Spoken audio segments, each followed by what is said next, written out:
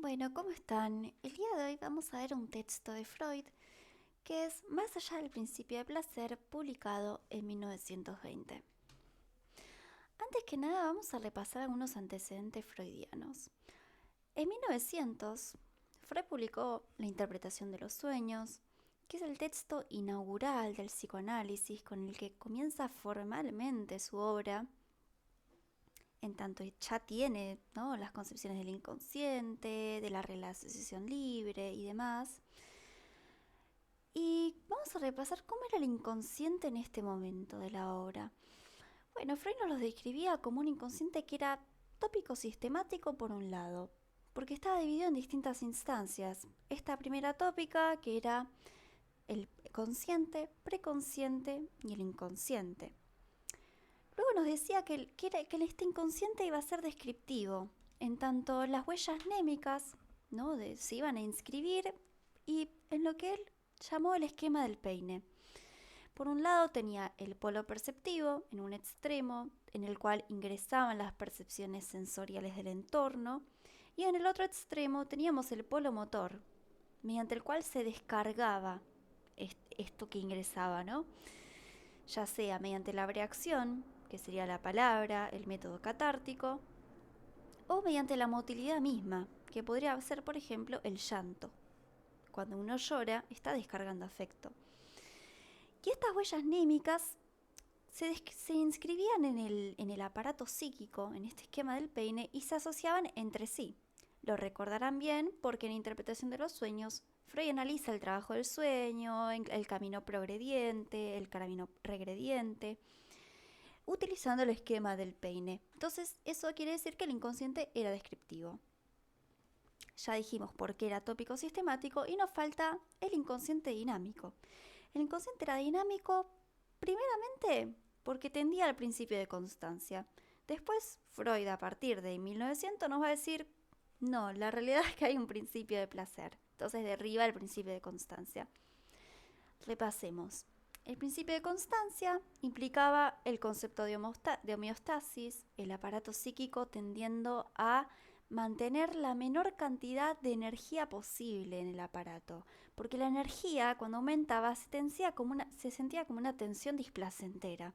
Entonces no era equilibrante para el aparato, ¿no? Un aparato que tendía hacia la homeostasis. Por eso la importancia de descargar los afectos.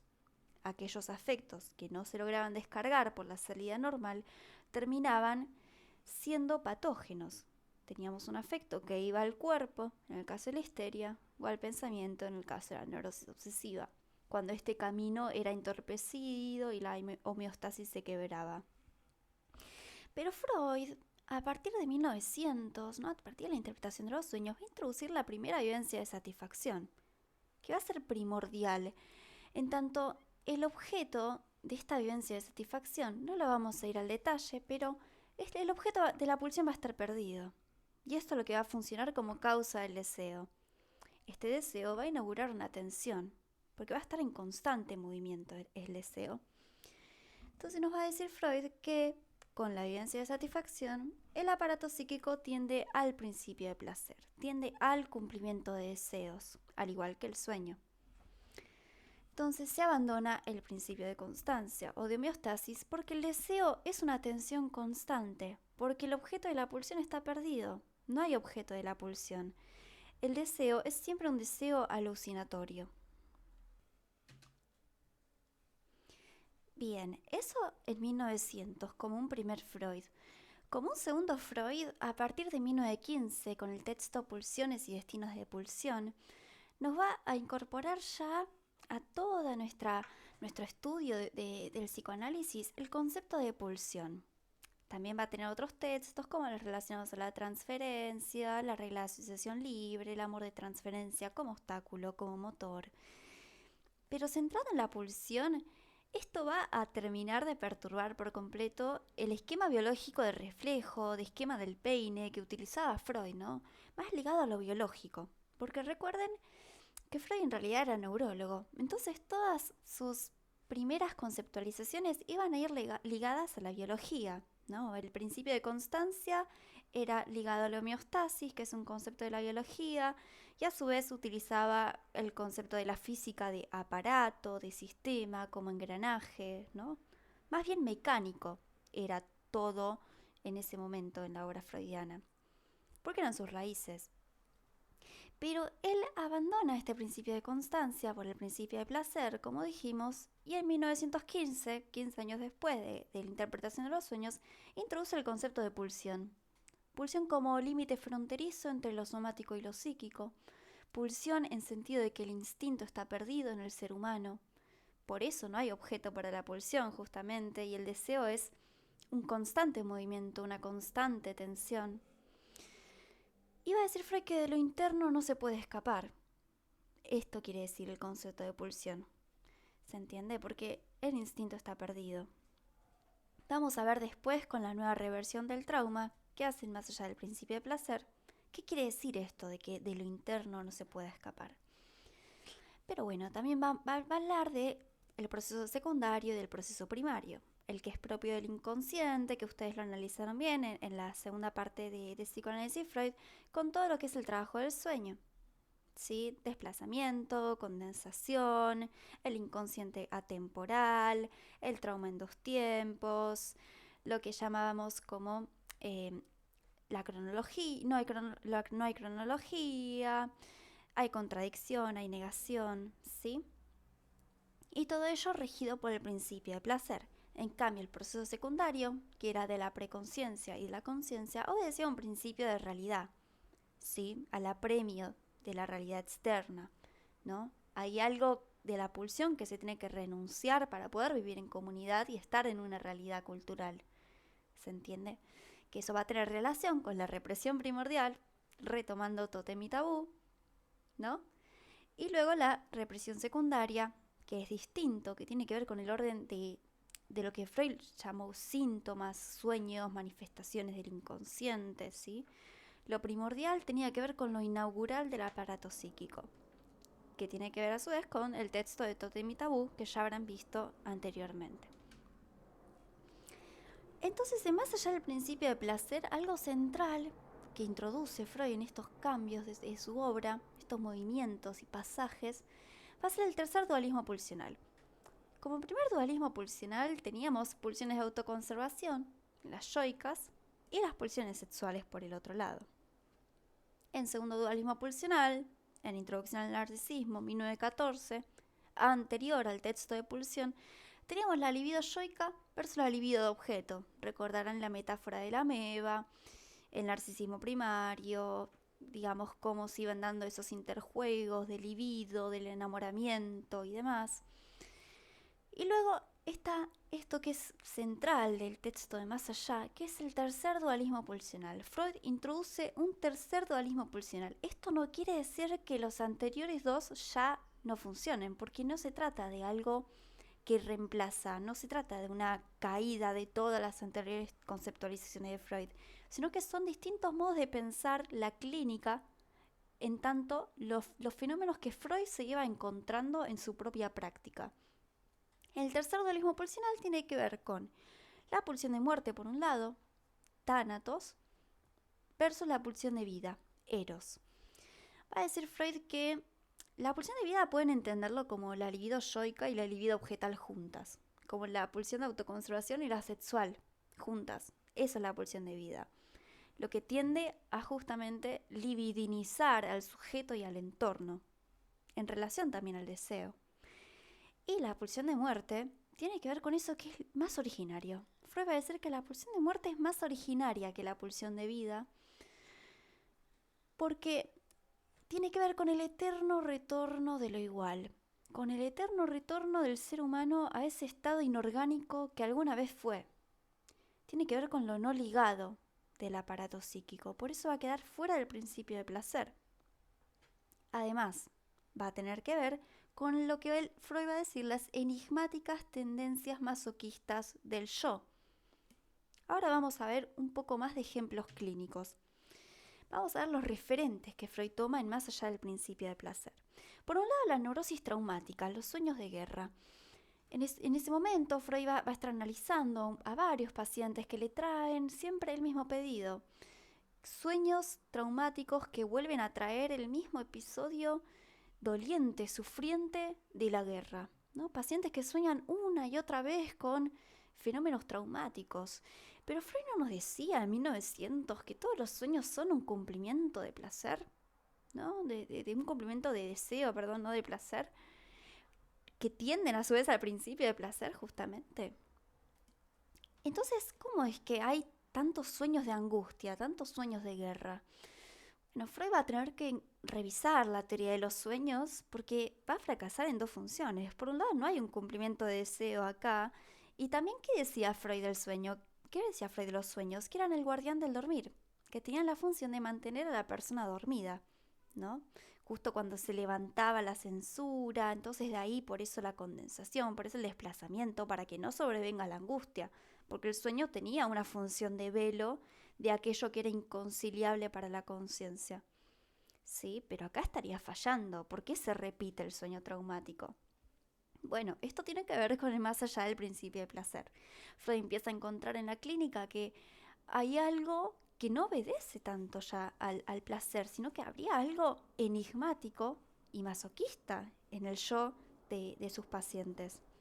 ¿Sí? Entonces va a conceptualizar estos sueños traumáticos como un intento de ligar el trauma, ¿sí? De que algo de lo traumático, de esta pulsión de muerte, que es una pulsión no ligada, se pueda ligar a algo. ¿Qué significa que se liga a algo? Que encuentre un representante, que pueda tener palabra, que pueda ser simbolizado, ¿sí? Que no quede ahí flotando en el aparato como una pulsión muda, como una pulsión sin sentido que insiste, ¿sí? Pero bueno, esto falla porque trae angustia. Y ya vimos varios ejemplos donde lo reprimido también falla, donde la represión también falla y trae angustia, ¿no? Piensen en un síntoma histérico, por ejemplo. El segundo referente clínico que va a tomar Freud es el juego del Fortda, que va a ser su nieto justamente el que analiza Freud en este texto, donde significaba el niño la partida de la madre. Entonces va a decir Freud, ¿cómo es que va a estar jugando? Recuerdan, si leen el texto van a ver que el juego del Fortda, básicamente el niño lo que hacía era tirar una carretilla de juguete debajo de la cama. Y cuando no estaba en su campo visual, digamos, creo que decía o Fort, depende de la traducción que lean. Y cuando lo volvía a traer desde el hilo, digamos, a su campo visual, decía a o da. ¿Sí? Entonces era como, ¿dónde está? Aquí está. Algo así en español. Eso lo que hacía era significar la partida de la madre, que ya se sabe que para un niño esto es angustioso, si no es de lo más angustioso que hay, que el otro de los primeros cuidados, el otro auxiliar, de pronto ya no esté más, ¿sí? Que se vaya de ese lugar. Entonces es una vivencia penosa. Y Freud va a decir, ¿cómo tiene que ver esto relación con el principio de placer? Porque si el aparato tiende al principio de placer, va a reproducir algo que es penoso en sí mismo. Lo que va a decir Freud es que estaba ligado a una ganancia de placer de otra índole. Subrayen eso. Además, va a decir que el juego sirve para hacer activo lo vivido pasivamente. En la vivencia real, el niño era pasivo, porque veía la partida de la madre. Se veía afectado por ella de manera pasiva. Ahora en el juego se pone en un rol activo. Él mismo participa de la partida de la madre, ¿se entiende? Y esto tiene una ganancia de placer que se puede relacionar a la pulsión de apoderamiento, ¿sí? De hacerse partícipe y figurar en su actividad esta situación. Pero siempre es un más allá del principio de placer, se está entendiendo, ¿no? Y luego, otro referente que menciona Freud es la compulsión a la repetición en la clínica. Pacientes que empezaban a mejorar de sus síntomas de pronto recaen. Pacientes que empezaban a abandonar algunas fijaciones, identificaciones que subsumían su subjetividad, de pronto caen de nuevo en el síntoma o empeoran. Entonces, ¿cómo es esto posible? Va a decir Freud.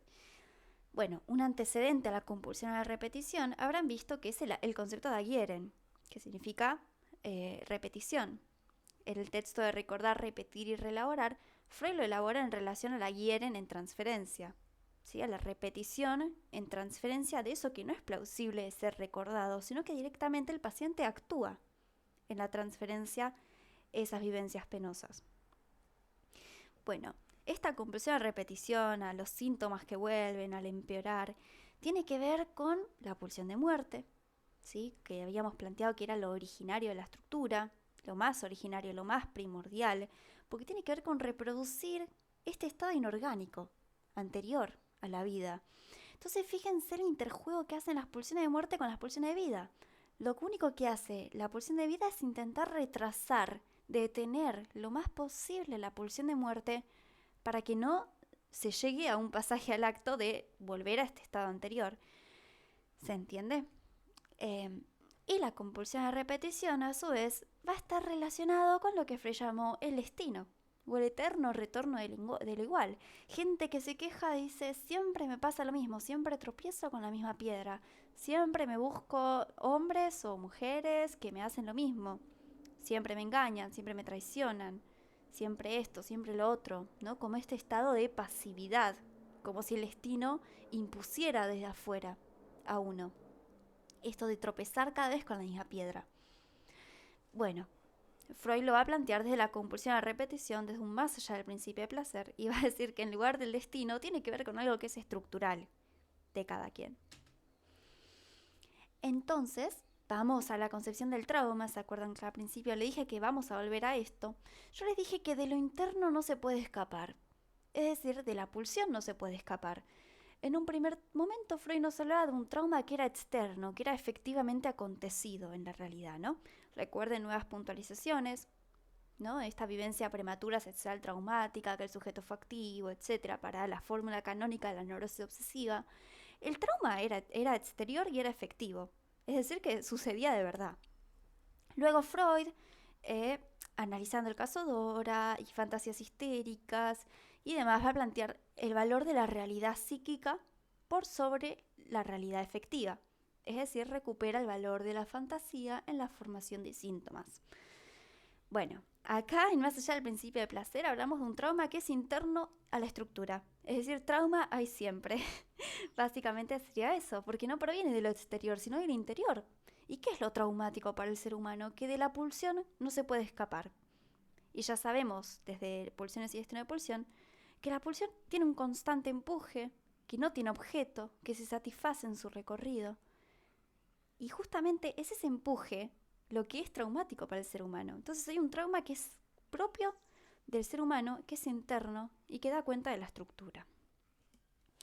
Otra cuestión, esto es la reversión de la teoría del trauma, ¿sí? Después, otra cuestión que va a plantear Freud en este capítulo, que creo que es el 5 de Más allá del principio de placer, es la de protección antiestímulo.